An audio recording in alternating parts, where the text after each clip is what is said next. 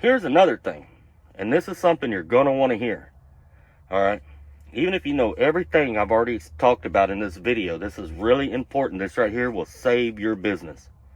This is something that's happening a lot, and it's happened a whole lot here recently. I don't need no one else, build it by myself, bourbon from top shelf, yeah, I don't even know one, yeah, I ain't got no label or a manager, gotta keep my percentages, gotta keep all my benefits, I don't take no orders, only take orders if it's orders, never no breach, never no siege, I see I'm putting up borders, bitch, if you're talking about funds, then I guess I'm a hoarder, now, stakes been high, take a look at my steak been looking like Porterhouse, brand new LLC. What's going on, drivers? Welcome to Trucking with Old Snapper. And I'm Old Snapper. Today we're going to talk about what sets the rates for freight. What controls the price of freight out here in the trucking world. That many drivers will tell you the brokers set the rates. Wrong. They don't. they don't set the rates. But to really get down to understanding this, you got to understand the whole structure of how freight and logistics work in the United States. Now, before we get into that, the reason that I know this stuff is because at one time I thought I wanted to be a broker or an agent. And I actually went and took classes for this stuff and was in the process of going down that road.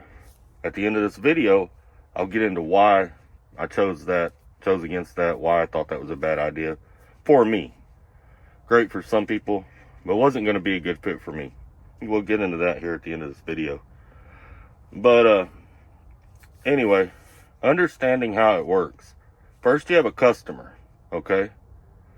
And then that customer they'll either broker the freight out themselves or they'll hire an outside broker. And then you have agents that work for that broker. Like you take Integrity Express, all right? Integrity Express, there's a broker that owns Integrity Express, and he might have 50 agents that work for him at different offices around the country. Sometimes they work at home, right? All right. 9 times out of 10, when you call on a load, you're not actually speaking to the broker. You're speaking to an agent for the broker, all right? And then the way the pay structure works is the customer pays the broker whatever the rate was that was decided, and then the broker takes their percentage off of it, and then they pay the agent. Then the agent takes their percentage off of it, and they pay the driver or the trucking company or whoever it is that booked the freight. That's the chain. That's how it works. All right. In a nutshell, that's it right there. All right, now here's the thing. You got a soft market, you got a hard market, or a tight market, or a loose market. Like right now, we're in a loose market. Freight rates are low. Trucks outnumber loads quite a bit in most parts of the country. So we're in a loose market.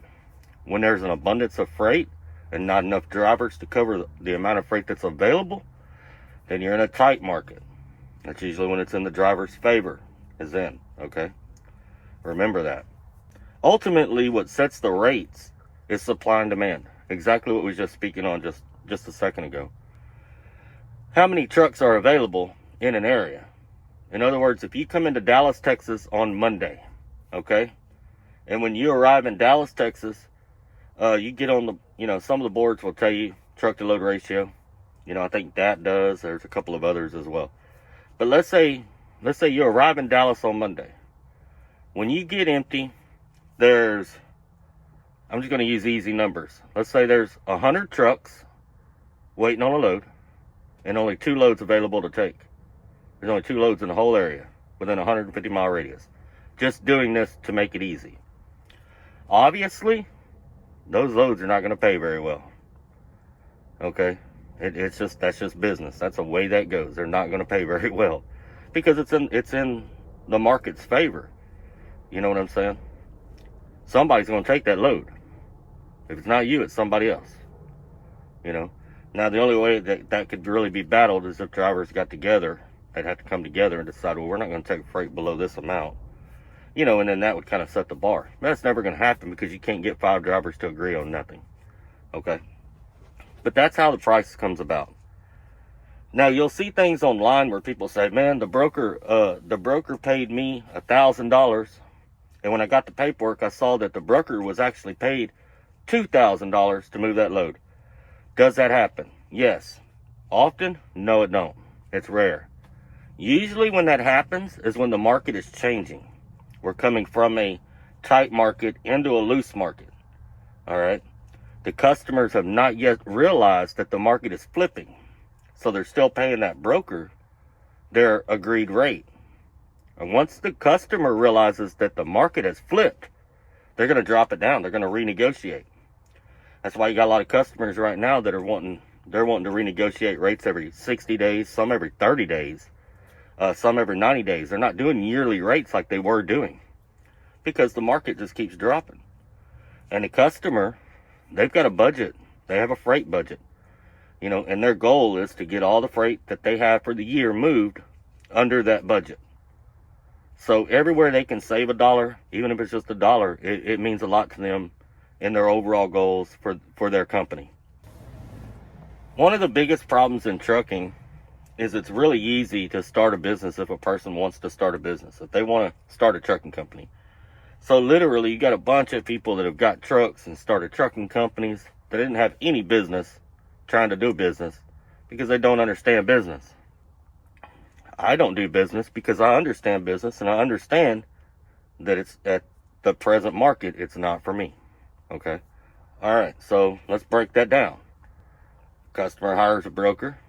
Broker then in turn sells that freight out to a customer, out to a driver. Driver agrees to a rate. They sign a rate con. He goes, picks up that load and moves it. All right. Now, for whatever reason, I guess because it's easy and there's a lot of ignorance in trucking, truck drivers just automatically want to blame the broker, blame the broker, blame the broker. I want to make it real simple for you. There's not a law that says you have to use a broker. You don't have to. You know the excuse that most drivers will use when you tell them that? I only have one truck. They want companies that got 10 or 20 trucks. That broker that got that freight, he don't have any trucks. You know why he got it? Because he knows how to talk. He knows how to sell himself. That's why I'm not a broker. I don't have it in me to do that. I'm a very cut and dry person. This is the way it is. It's how the cow eat the cabbage. You got to be able to finesse. You got to be able to sell it. Because that broker don't have any trucks. And I'm going to tell you right now, I got a buddy that's a broker. Someone I trained as a driver. He's been a broker for several years. And he hears all the time when he calls a customer. They'll say, but what can you do for me? You're just a broker. You don't have any trucks. You have no assets. He has to sell himself on their business to get their business. You as a driver can do the same thing. You have a truck. It'll actually be easier for you than it is for the broker. So if you don't want to use a broker, then cut him out and do it yourself. Now, if you can't do it yourself, then just cut through the excuses of why you can't do it yourself. And let's just face the fact, you're just not it. You ain't got it. All right? You ain't got it. You ain't got that salesman tactic. You don't know how to sell yourself, and that's why you're using brokers. Nothing wrong with that, but just accept it for what it is. A few years ago, or may not have been that long ago, a few years ago, you had all these drivers running to Washington, D.C., and they were wanting transparency, right? And basically, I don't know if y'all remember, but Washington, D.C. they just kind of blew them off. They weren't really paying the drivers no mind. They kind of ignored them. To me, it was embarrassing when the drivers did that. And here's why. Because all them drivers that piled into Washington, D.C., basically what they were showing the world is that they didn't know business. They had no understanding of business. Because they were like, we're the customer. They should tell us what they're getting for the load. No, that's not how it works. You buy milk at Walmart. Does Walmart tell you what they're paying for that milk? How do you know you're not overpaying for that milk? Walmart buys that milk from a vendor. Does that vendor tell Walmart? That's capitalism. That's how it works. You got to know how to use your mouthpiece. You got to know how to sell yourself. And whenever I was going through that brokerage class, something they kept drilling into us was, if you haven't heard no at least 3 times, there's still money on the table. You keep asking, you keep working at it. But that's just not me. You know, I'm not a salesman. I never have been. You know, so that's why I didn't go into that. But that's why I didn't back those guys, or I didn't get online talking about it a whole lot, was because they were looking like fools.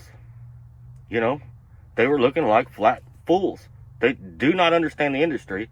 So since they don't understand the industry, and since they didn't have enough sense to know how to market themselves and how to negotiate, they decided to go up to Washington, D.C. and cry about it, hoping that they would create a law to do it for them. That's basically what it was. I mean, that's how the cow ate the cabbage, man. That's exactly what it was. When you're negotiating with a broker, you just got to, one, you need to know how much it's going to cost you to run that load. Where's your bottom line on that load? You know, what are the road taxes on the route you're going to have to take? Figure that up. How much fuel do you think you're going to use? If you got a truck payment, figure it up. You know, if you're paying monthly, break it down by the day so you know what it's costing you per day. You know, and you got a bottom line. That load's going to take me 3 days. I need this much money just to break even. All right. Now, how much do you want to pay yourself above that? If you want to pay yourself 50 cents a mile, 70 cents a mile, whatever it is above that break-even point, grab your calculator. It's 100 miles. I want to pay myself 70 cents a mile. Add it up. Add that rate to that rate. Know that number before you call the broker. That's your bottom line. That number right there is your bottom line. When I talk to Richard, a lot of times what he'll tell me is drivers have no idea. When they call, they'll throw numbers. They just shoot a number. They don't. He can tell in 5 minutes talking to a driver. The driver doesn't understand business at all. They're just shooting a number. You know, and if a broker can tell that, or an agent can tell that, they're going to take advantage of you. As with any business, I don't care if that's a roofer coming to your house. I don't care if that's a plumber. If they realize you don't understand business, you don't understand the market value right now, they're going to take advantage of you. That's not just trucking. That's capitalism. That's how it works. You can do the same thing. Now, here's another thing. And this is something you're going to want to hear. All right? Even if you know everything I've already talked about in this video, this is really important. This right here will save your business. This is something that's happening a lot, and it's happened a whole lot here recently. And that's double, triple, quadruple brokering. What happens is an agent will have a load. He puts it on the board. Another broker will call in pretending to be a truck. They'll use a fictitious, they'll use an MC number to their cousin or, whatever. They're going to pretend to be the truck hauling the load. They'll take that load from that broker. They'll take that load and then give it to another broker. And then that other broker is the one that actually gives it to the truck that's going to haul the load. That's why a lot of customers, when you pull up, they want to know who's your broker. You have you fill out that paper sometimes. Who's the broker on the load? What's the name of your trucking company? And this is why. Because here's what happens. When the load gets delivered and everything gets done, the customer is going to pay that original broker. That original broker, he's going to pay that second broker. All right? That second broker is never going to pay the truck. The truck will never get paid on that load. He's going to keep that money. You see what I'm saying? You really got to watch out for that scam. Had a buddy of mine on a seafood load coming out of Oregon that was headed down to Florida. Went through just that. He did not get paid on a load. $6,900. He did not get paid on that load. And there's not a whole lot they can do about it because the broker that he dealt with is not even in the United States. That guy's over in Hungary or Budapest or something. He's over there. What are you going to do? So now if there needs to be any laws changed in this situation, there needs to be laws that if you're going to run a brokerage in the United States, you need to be in the United States. They shouldn't be allowing these guys to get these, temporary mailboxes in the United States. They got their cousin or whatever, go get these temporary mailboxes in the United States. They use that as their address, but none of them are in the United States. Everybody running the business is overseas somewhere. where you can't hold them liable when they don't pay the truck. You see what I'm saying? So be on the lookout for that stuff. Be wary of that stuff. If the numbers don't seem right, like the number seems really high, because they'll offer you whatever you want to offer. They'll allow you to haul that load for whatever you want to haul it for. If the numbers seem a little high, it could be that you're not going to get paid at all. You're never going to collect on that load. So keep that in mind, drivers. I hope y'all find some use out of this video. Please remember to smash that like and subscribe button. Do all kinds of things on here. I like to crack jokes, tell old stories, old trucking stories from back in the day, talk about lot lizards, talk about all kinds of things. But I appreciate all of y'all that come by.